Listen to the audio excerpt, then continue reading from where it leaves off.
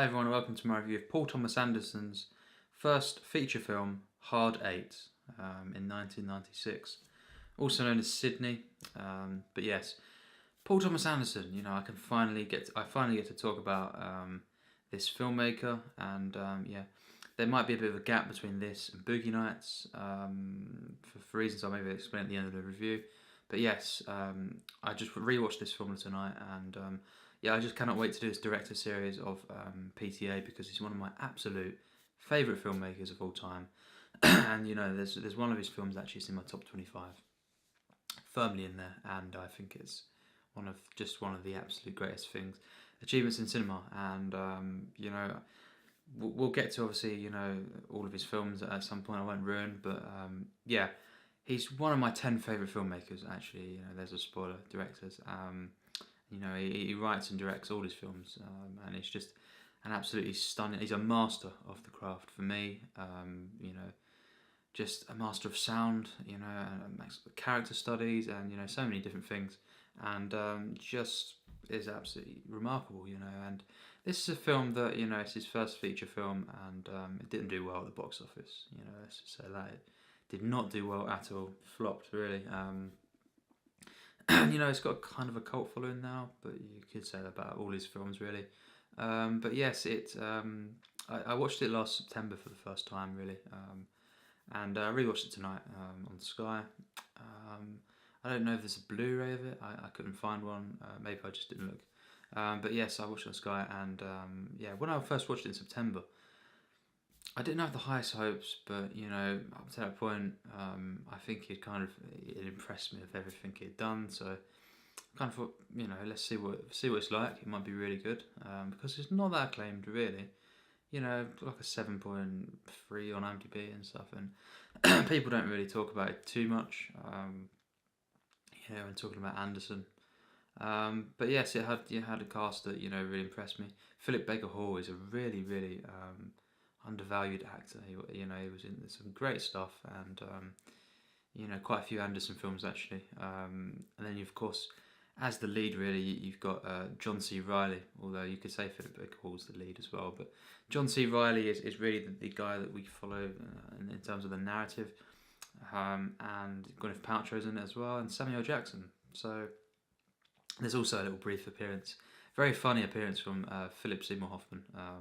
Philip Seymour Hoffman was one of the greatest actors of all time for me, and he was in 5 Anderson films, I believe, and 5 out of 6 that he could have been in, because he wasn't in There Will Be Blood. That was the only one really when he was alive that he wasn't in, of the Andersons.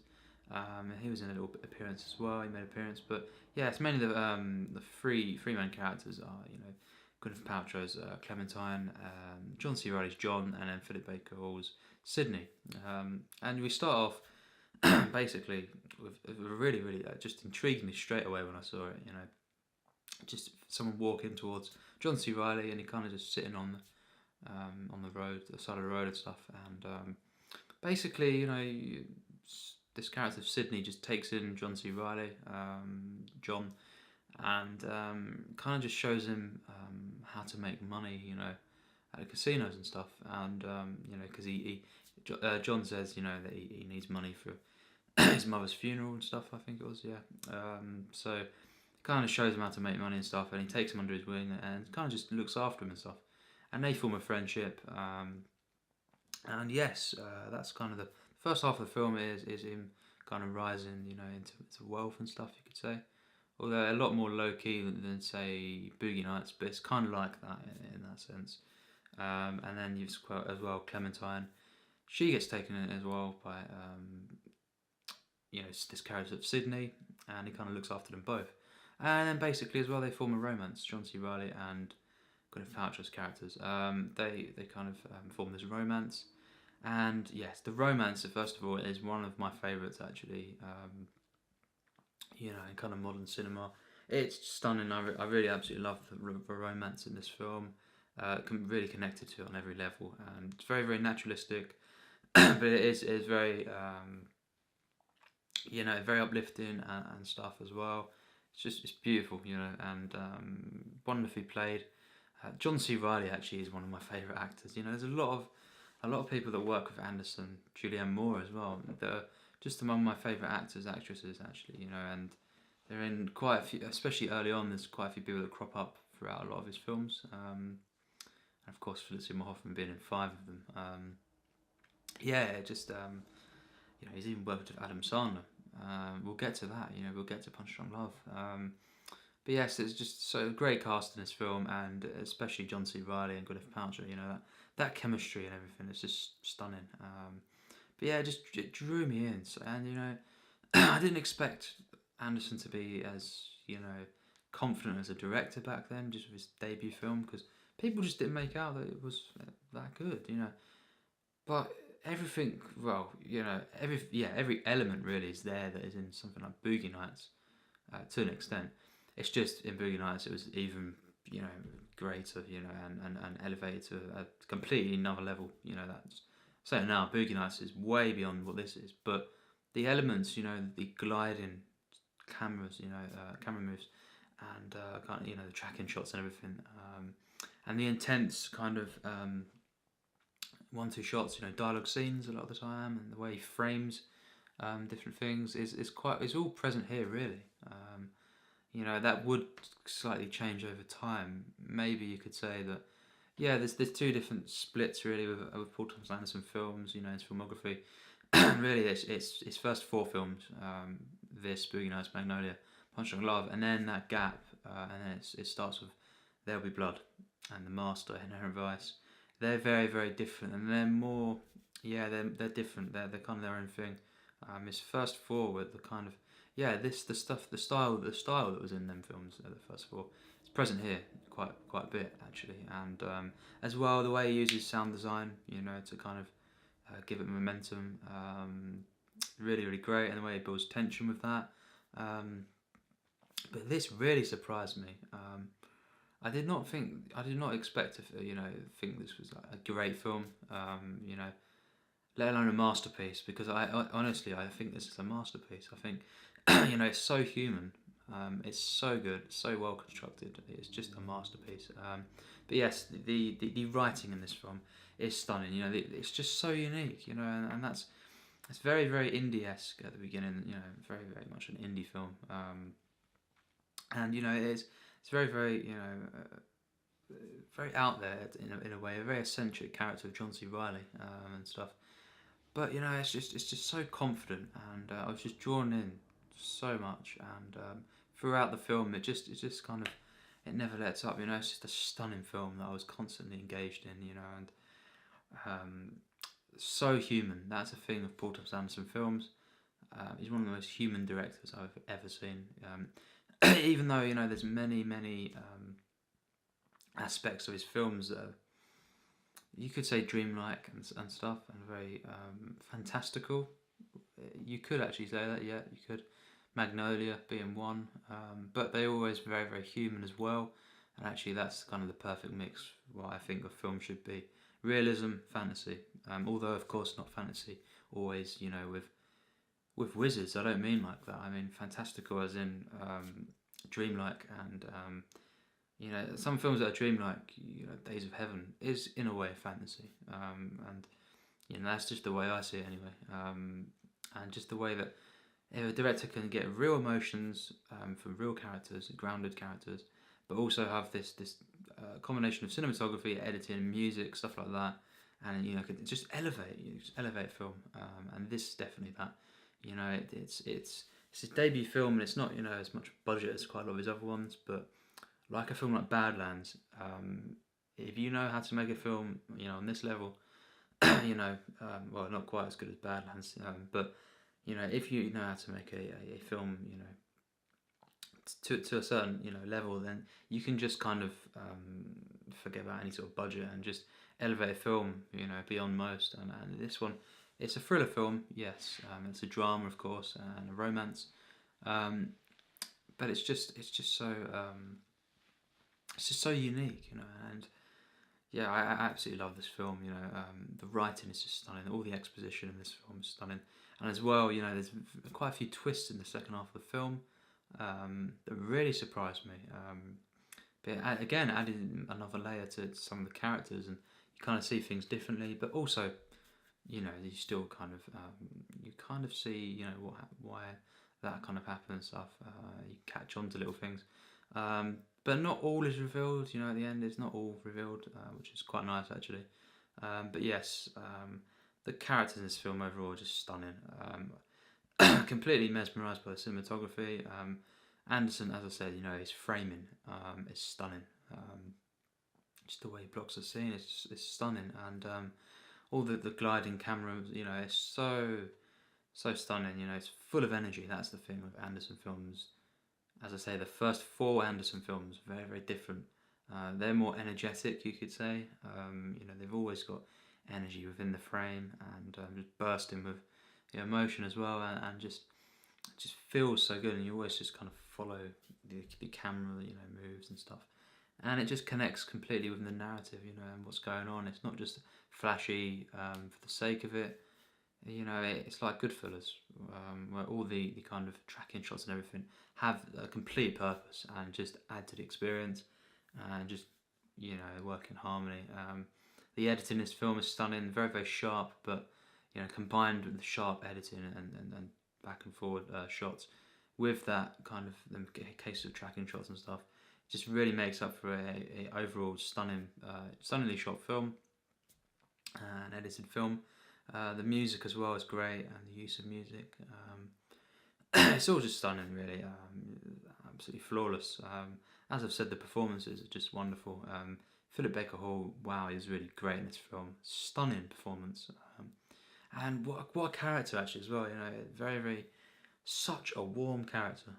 The way he just looks after these other two characters, John and Clementine, and just that trio of characters is really really just so compelling, so warm, and very heartfelt. Very very powerful film. This very powerful.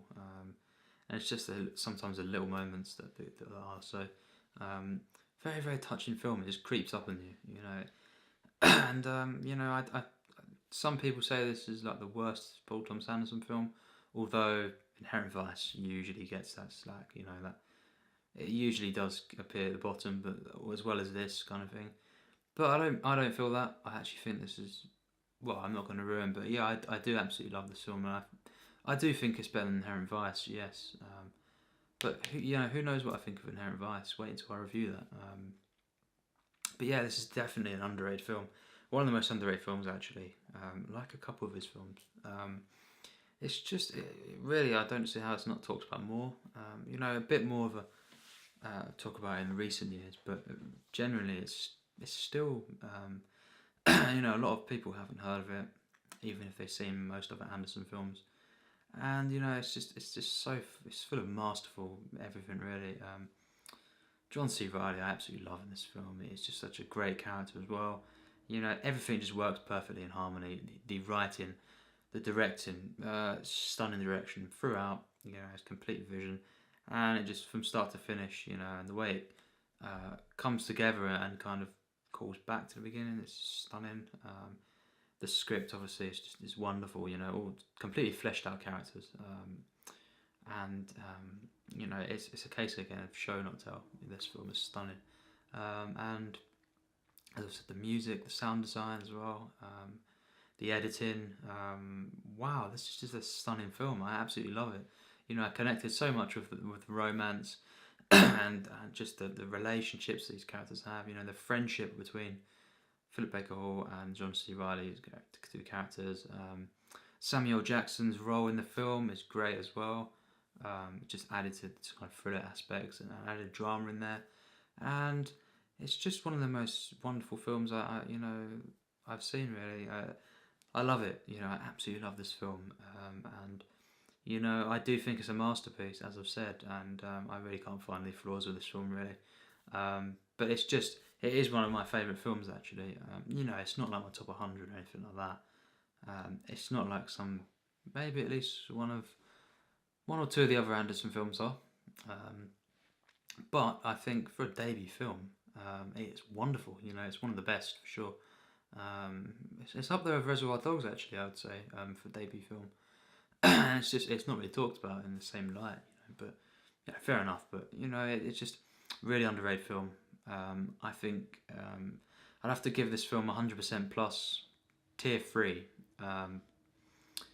Definitely a masterpiece, easy masterpiece, and watching it again, it's just better again, and just I love this film so much, so warm, human, thoroughly human, it's just so true, and so enjoyable the kind of way he takes them in, these two characters, Philip Baker Hall, Sydney, and I just loved every moment of it, loved every second of it, and it's just so masterfully directed and shot. It's just wonderful, and Paul Thomas Anderson is just a genius, and even his first film, straight out of the park, But let's just say it now, even this doesn't reach the heights that a couple of his films at least have reached, and they're on another level entirely. We'll get to them now. Of course, I won't be reviewing Boogie Nights, as I've said, probably for realistically a few weeks actually. I moved into a new house and they don't have double glazing, and there's a lot of trouble outside, unfortunately. So at times I can hear people shouting and stuff. I do not want to ruin Boogie Nights because I absolutely adore that film. Seen it 3 times now. I really just want to get the full experience. So that will probably be 2 weeks because I'm setting up my homemade kind of soundproofing I'm having to do, unfortunately, but it's worth it because then I can get the full experience. And of course I have been with certain films, but some of these films, including Boogie Nights, are extra special, and I just don't want to, I don't want to dig into them yet until I've got that sorted. So don't expect that yet, but this is a great way to start. At least I've done this, and add it to a playlist. And then, of course, in about 2 weeks, probably maximum, I will be, reviewing, rewatching, because I have seen all of these, apart from Phantom Thread, 4K, still sealed. I've seen all of these, and I'll be rewatching and reviewing them. Boogie Nights, still a look. Magnolia, Punch Drunk Love, that's Criterion, that is. There Will Be Blood, The Master, and very, very controversial Inherent Vice. Look at that, there's an amazing cover. I'll call back to the Beatles now. But yes, The Master actually is a bit split actually. Well, a lot of people hate it, but a lot of people love it as well. Find out what I think. But yes, my first Paul Thomas Anderson review. Hopefully you enjoyed it, and yeah, thanks for watching. And hopefully, within 2 weeks, I'll start the rest of the reviews, and they'll come, in quick succession. Really, I won't be. Once I start with Boogie Nights, I'll be going fairly quickly through them. So I can't wait as well to see Phantom Thread. But yes, thanks for watching my review of Paul Thomas Anderson's masterpiece, Hard Eight.